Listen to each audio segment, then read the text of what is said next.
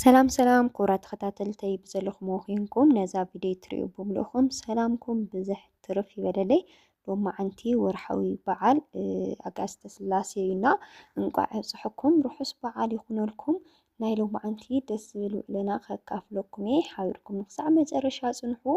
ቅድሚያ ግን ነዛ ቻናለይ ሓደሽቲ ዝኾንኩም ሳብስክራይብ ብምግባር ቤተሰብ ኩኑ ነዛ ቪድዮ እውን ላይክ ብምግባር ጀምሮ ዳርጋ 4000 ትኾኑ ተመሊስኩም ኣለኹም ሳብስክራይብ ዘይገበሩ ልዕሊ 11,000 ሰባት ስለ ዘለዉ ኣብዛ ቀዳመይቲ ቻናለይ ዝነበሩ ሰባት ንኽምለሱለይ ናብ ኩሉ ሸር እናገበርኩም ክባፃሕ ግበሩለይ ክቡራተይ ዝሓዳሽ ቻናለይ ብዙሓት ዘይፈለጥዋ ሰባት ከም ዘለዉ ይዝርድአኑ ኣሎና ኣተኣልሹኒ ተኸታተልተይ ኣተኣልሹኒ ሸር እናገበርኩም ንኽበፅሖም ግበሩለይ ይብለኩም እና ይኸው ሎማዓንቲ ገዛና ብምፅራይና ጀሚርና ኒና ቤተክርስትያን ስዒምና ቤተክርስትያን ከይቀርፀልኩም ሎማዓንቲ ዝነበረ ቁልሪ ይፈለ እዩ ሎም ቅነ በቃ ቁሪ ንፋስ ነገር እኒኦ ብጣዕሚ ቁሪ እኒኦ ማለት ኢና ንፋስ እውን እኒኦ ብኸምኡ ምክንያት ኢደይ ከውፅኦም ኣይከኣልኩን ኣብዛ እንትነይ ኣብዛ ነፀላ ሸጊጠ ነይረ ብጣዕሚ ቁሪ ነይሩ ማለት ኢና ዝሮ ገዛና ተመኒስና ውዕለና ካብዚና ጀሚርናልኩም ኒአናና ኣብዚ ከምዚ ትሪእዎ ኣለኹም ገዛይ እናፀራረኹ እየ ኣብዚ እኒኦ ስሚንቶ በቃ ኩሉ ግዜ ፋሕሻዊ እዩ ከምቲ ናይ ቀደም ለማፀ ኣይኮነን ብጣዕሚ ሓርፋፍ ኣይፀርን ለማፀ ይኾንን ማለት እዩ ግን ናተይ ጥራሕ ከይኮነስ ኣብ ኩሉ ከምኡ እኒኦ ሕዚ ዝስራሕ ሎ ስሚንቶታት እስከምቲ ናይ ቀደም ኣይኮነን ንምንታይ እዩ እንዴ ወይ ሰራሚክ ተዘይኮይኑ ከዓ ከምዚ ፋሕሻው እምበር ከምዚ ናይ ቀደም ለማዕ ስሚንቶስ ኣብ ሓደሽቲ ገዛውቲ ዝረኸብዎ የለን እኒኦ ማለት እዩ ዝሮ እቲ ምንፃፍ ሰራሚክ ዘርአኹኹም በቀዳማይ ኣብ ከምዚ ዓይነት ስሚንቶ ክትገብርዎ ትኽእሉ ኢኹም ብላዕሊ ተገይርካዮ ቆንጆ እዩ ዝመስል ሰራሚክ እዩ ዝመስል ማለት እዩ ያው ክንዲ ሰራሚክ እኳ ተዘይኮነ ፕላስቲክ እንድዩ ግን ነቲ ገዛ ብጣዕሚ ማዕርግ ዘለዎ ብጣዕሚ ቆንጆ ዝገብሮ ማለት እዩ ግን ሓዊ ዘይወድቆ ክኸውን ኣለዎ ኣብኡ ብዙሕ ነገር ትሰርሕሉ ክኾን የብልኩምን ማለት እዩ እቲ ሰራሚክ ፕላስቲክ በቀዳማይ ዘርአኹኹም ካብኡ ከዓ ምዙ ሰራሚክ ናይ ፍርናሽ ሓንቲ ሓፍተይ ታይልክን ነርኪ ስለ ፍርናሽ በዚ ኣጋጣሚ ክምልሰልኩም ፍርናሽ ቀዳማይ እዚ ከምና ቀደምቱ ጥራቱሲ ፅሬቱስ ከምዚ ናይ ቀደምስ ይህሉ ዶ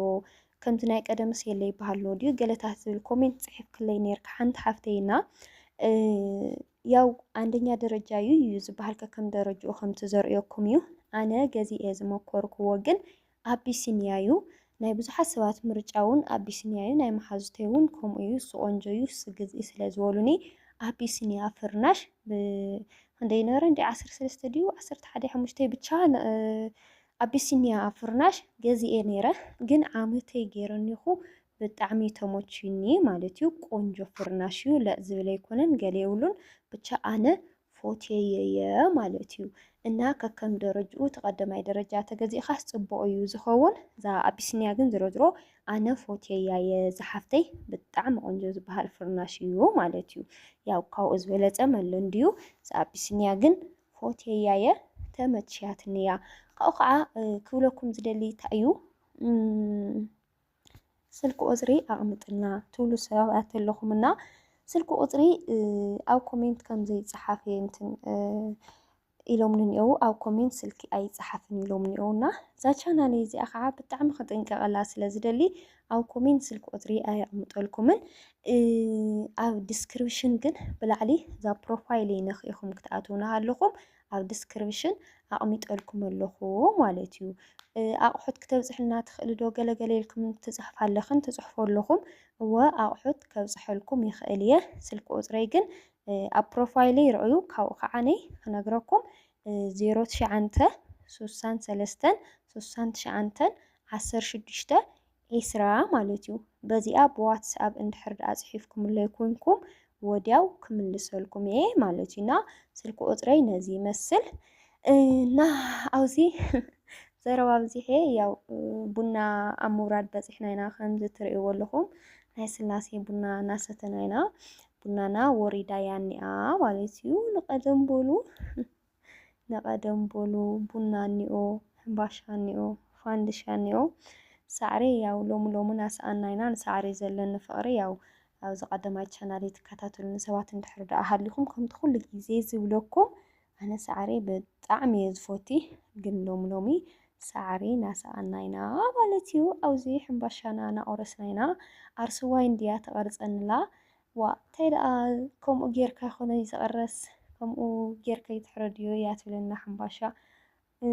ከምዚ ናከይ ከቆራርሳ ከምኡ ጌርኪ ክትቆርስዮ ምናምን ናበለት እያ ተስሓቐንላ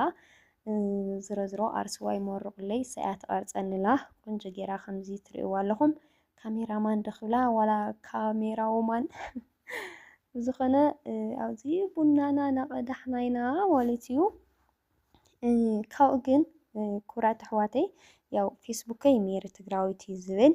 ግን ኣብ ፌስቡክ ከም ትፈልጥዎ መሰንጀር ብዙሕ ሃይ ልብል ስለ ዝመፀካ ሃይ ንዝብል ክትምልስ ከቢድ እዩና ዝደለኽና ንነገር ዝደለኹም ንነገር እንድሕር ደኣ ሃልዩ ብዋትስኣፕ ኢኹም ትፅሕፉለይ ማለት እዩ ብዋትስኣፕ ከምኡ እውን ብኢሞ በተለይ ብዋትስኣፕ ኩሉ ግዜ እየ ዝሪኦ ማለት እዩ እና ኣዝዙ ናብ ዝደለኹምዎ ቦታ ኣቑሑት ከብፅሐልኩም ይኽእል እየ ብፍላይ ሞባይላት ብዙሕ ግዜ እየ ዘብፅሕ ያው ንካሜራ ስለ እንትን ዘይብሎ እምበር ካብ ደገ ናብ ደገ ብዙሕ መብዛሕትኡ ሰብ ማታ ይመስለኩም ኣብዚ ዓዲ ዘሎ ሰብ ኣብ ደገ ዘሎ ኣቑሑ ኣብዚ ኣሎ እዩ ነገር ግን ዘው ዝለሎ ሰብ ክደገ መፂኳ ክበሃል እዩ ዝደሊ ማለት እዩ ክደገ ተላኢኹኳ ክበሃል እዩ ዝደልና ክትልእኹ ትደልዩ ሰባት እንድሕር ደኣ ሃሊኹም ብፍላይ ሞባይል ማለት እዩ ሞባይል ክትልእኽ 200 ሪያል እዩ ነይሩ ካብ ስዑድ ተኮይኑ ምናልባት ካብ ካሊእ ዓዲ እውን ይውስኽ ወይ ይቕንስ ክኾን ይኽእል እዩ ግን ካብ ከምኡ እንታይ ትገብሩ መሲልኩም ዝሃለኹም ሃሊኹም ቦታ ሞባይል ናበሉ ዝህውኹም ሰባት እንድሕር ደኣ ሃልዮም ኣብዚ ናይ ውጭ ዓዲ ስልክታት እኒአዋ እየን እንዶም በቲ ምንዛሬ ኣብዚ እየን ዝሐሻ ማለት እዩ ግድን ንዓይ ንኽትልእኹን ጥራሕ ከይኮነስ ኣብዚ ሃለኹም ሃልዩ ቦታ ዋላ መቐለ ድዩ ዋላ መኮኒ ብቻ ኣብ ዝተፈላለየ ቦታታት ትደልዩ ሞባይል እንድሕር ደኣ ሃሊኹም ገዚእኹም ካብ ዓዲ ተትውዎም ፅቡቕ እዩ ይብል ምክንያቱ ንብዙሕ ነገር ይቕንሰልኩም እና ያው ኣነ እውን ከምኡ እናገበርኩ ብፍላይ ሞባይላት ከባቢ ደገ ከም ዝተለኣኻ ገይረ ብዙሓት ሞባይል የብፅሕ እየ እዘን ሞባይላት ከዓ ክሳዕ ሕዚ እግዚኣብሔር ይመስገን ዘማረረ ሰብ የለን ማለት እዩ ብፅሬቱ ን2 ዓመት ዋስትና ዘለዎን ሞባይላት ኣብ ዝሓለፈ ቻናለይ ኣቕሪበልኩም ነይረ ሕዚ እውን ኣቕርብልና እንድሕር ደኣ ኢልኩምኒ ከቕርበልኩም እየ ዝሮዝሮ ሞባይል ዝንጥበላ ኣብ ዓድና ኣለዋ እየን ምናልባት ናይ ቀደም ዝነበራ ሞባይላት ከም ኮፕ ኮይነን ክመፃ ይኽእላ እየን ደገ ተሃልየን ተማልኡ ንባዕልትኹም ግን ንዛ ዓዲ ዘሎ ሰብ ናይ ደገ ሞባይል ናይ ስዕዲ ሞባይል እናበለ ዝህውኸኩም ግን ኣብ ጎግል ዋላ ሰርች ጌርኩም ከምዚኣ ዓይነት ሞባይል እንድሕር ደኣ ኢልኩም ኣብ ዓድና ኣሎ እዩ ይብለኩም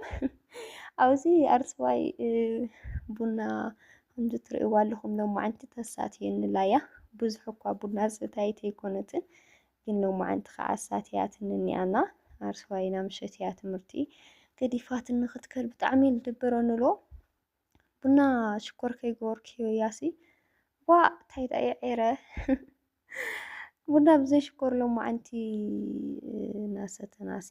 ኣጋጣሚ ረሲዐዮ ሂበያና ክትብሙት እያ ዳርጋ ኢላ ነይራ ማለት እዩ ብዝኾነ ውዕሎና ናይ ሎማዓንቲ ከምዚ ይብል ነይሩ ብወገንኩም ከ ኣባኻትኩም ከ ከመይ ውዒሉ ከመይ እኒኦ ስደት ኣብ ስደት ኮይንኳ እኳ በዓልታዩ መዓልትታዩ ዕለታዩ ያን ያክል ዝርድአካ ኣይኮነይ ብፍላይ ከም ደቂ ኣንስትዮ ምናልባት ኣብ ስዑድ ዓረብ ኮይኖም ደቂ ተባዕትዮ ኣሕዋተይ እኳ ሓደ በዓላት መስመያ ገለገለ የኽብሩ እዮም ተደቂ ኣንስትዮ ግን ያው ኩሉ ግዜ ሓደ ግዜ ስቲ መዓልትታት ንባዕሉ እውንስ ዝጠፍአና ግዜታት ኣሎና ብዝኾነ እጀኹም ዓድኹም መፂኹም ዝደለኹም ክተኽብሩ ኢኹም ኣብ ዝረአይዋ ኣርስዋይ ብጣዕሚ ዒረ ኮይኑኒ እያ ትብላ ከም ገለ የቢልዋ እኒኦና ዋ እንታይ ደኣ ሽኮር ንእሽተይ የጊረሉ ብጣዕሚ ንሓመኒ ስለ ዝውዓል ሎማዓንቲ ብጣዕሚ ንሓመኒ ውዒሉ በነገራችን ላይና ሽኮር ነገር ክበልዕ ዝኾነ ምግቢ ክበልዕስ ብጣዕሚ የፅልኢሉ ውዒሉ ግን እስኪ ሓደ ነገር ክሓተኩም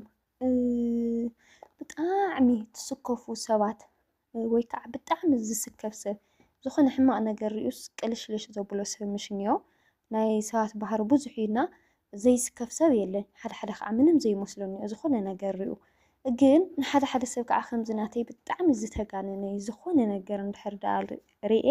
ሙሉእ መዓልቲ በቃ ከቕለሽልሸኒ ከም ግዛዕ ናገበረኒ ገለ እዩ ዝውዕልና ነዚስ መፍትሒኡስ እንታይ እዩ ትብሉ? እንታይ መፍትሒ ኣለዎ ብስርብኦነት ክንደይ ዓመታት ኣብ ስደት እውን ዝፍትነኒ ዝነበረ ነገር ንሱ ኢና ዝኾነ ዋላ ዝኾነ ነገር ከይረአኹስ ርእሰይ ተأሚነዮ ከምኡ ሓደ ሰብ ህዝቢ ቦሚት ንኽብል እንድሕር ዳ ርእሰይ እሚነዮ ተሓሚሙስ በቃ ቅድሚኡስ ኣነ እየ ከምኡ ዝብል ብጣዕሚ የፅልአኒ ብጣዕሚ ሲበዛ ስክፍቲ እየና ነዚ ስታይ መድሓኒቱ ትብሉ እስኪ ትፈልጡ ተሃሊኹም ኣብ ኮሜንት ጻሓፉለይ በእውነት ብጣዕሚ ዘቸገረኒ ነገር ታለየ ከምኡ እዩ ብጣዕሚ ሲበዛ ዝኾነ ነገር ንግሆ ተረኤ ዳርጋ ሰሙን ሙሉእ ዋላወልዎ ብፍላይ እታ መዓልትሳ ኣይወዓል እየ ዝውዕል ቅልውልውልው እናበለኒ ዝውዕልና መፍትሒ ይህልዎ ዶ ይኸውን? እስኪ መፍትሒ ኮሜንት ጻሓፉለይ ከምኡ ዓይነት ሰባት ከለኹም ዶ ዝኾነ ነገር ርኢኹም ምንም ዘይመስለኩም ታሊኹም ዕድለኛታት ኢኹም ከምዚ ኸማይ ኣለኹም ዶ ኣብ ኮሜንት ጻሓፉለይ ኣብዛ ኣርሰዋይ ትቕልድላ እያ ፕራንክ ትገብረኒ እኮ እያ ሓሲባ ጠጠው ባብል እያ ኣርሰዋይ እዛ ካሜራ ይብላ ኣለኹ ሲ ዋ እንታይ ለየ ባዕልኻ ጠጠው ብል እያ ኢላትኒ ኢላትኒ ይትፈልጥንና ንዓይ ፕራንክ ንኽትገብር እያ ዝሮ ናይ ልማዓንቲ ውዕሎና ነዚ ይመስል ነይሩ ይብለኩም ካልእ ግዜ ክሳዕ ንረኽብ ሰሰናይ ንኣኹም ኣብዚ ኣርሰዋይ ብስሮ ይዓፅን ልማዓንቲ ምሳኺ ኮፍ ኢለ ክውዕል ትምህርተይ ከድን ገለ እያ ናበለት ነይራ ኣረ ዕፀውያ ይናበልክዋ ነይረ ብዝኾነ ናይ ልማዓንቲ ዝነበረ ቪድዮና ነዚ ይመስል ሰሰናይ ንኣኹም ላይክ ሼር ሳብስክራይብ ምግባር ግን ኣይትረስዑ ብካሊእ ቪድዮ ክሳዕ ንረኽብ ሰሰናይ ንኣኹም ቻው